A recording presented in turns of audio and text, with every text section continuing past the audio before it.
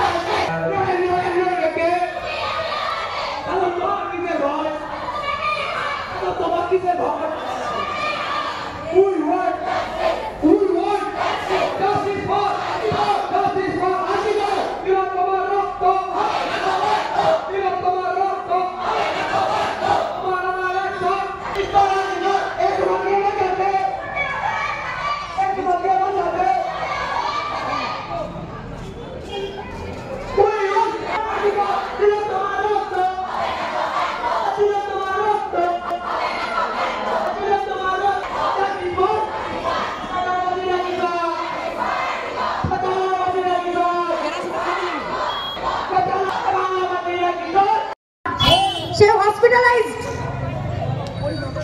তাহলে ভাবুন আজ একবিংশ শতাব্দীতে দাঁড়িয়েও আমরা কোথায়? নারীর স্বপ্নে তিল তিল করে পয়সা জড়ো, সে ডাক্তার হবে, দেশ এবং দেশের সেবা করবে, গোল্ড মেডেল পাবে, কিন্তু দেখুন সে আজ কোথায়? হচ্ছে তার আত্মা শান্তি পাচ্ছে না, কেন? সে বিচার পায়নি। আমার স্কুলে যে লক্ষ লক্ষ ছাত্রছাত্রী প্রত্যেকবার আসছে, ভর্তি হচ্ছে, পড়াশোনা করছে, আবার চলে যাচ্ছে।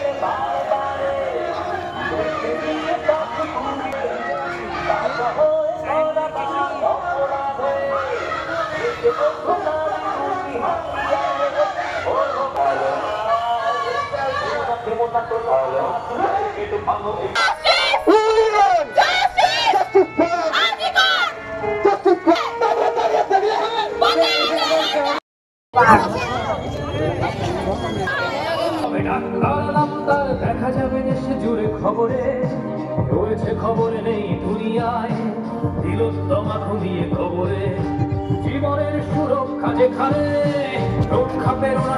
আর কত ভয়া, আর কত ভয়া, আর কত অত্যাচার, দাবি করে ধর্ষণ, দেশ করে দর্শন, কর্তৃপক্ষ কিছু করে না, লিঙ্গ চিহ্ন করে ধর্ম তোমার মরে কেন না।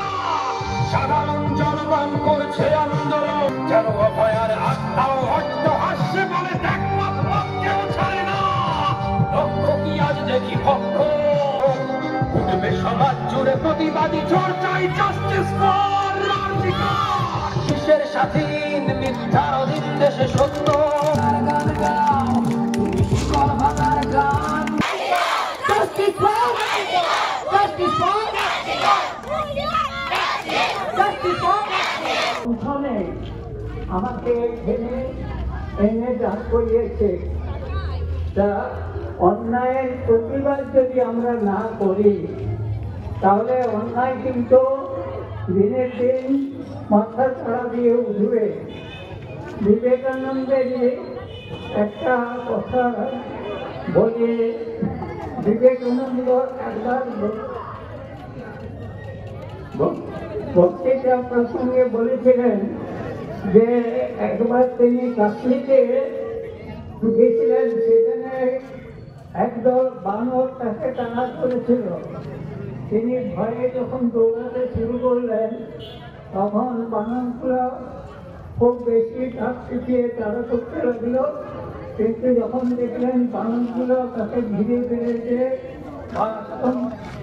আক্রমণ করবে সেই অবস্থায় তিনি উঠে দাঁড়ালেন এবং দেখা গেল যে বানরগুলো যে এখানে ছিল সেই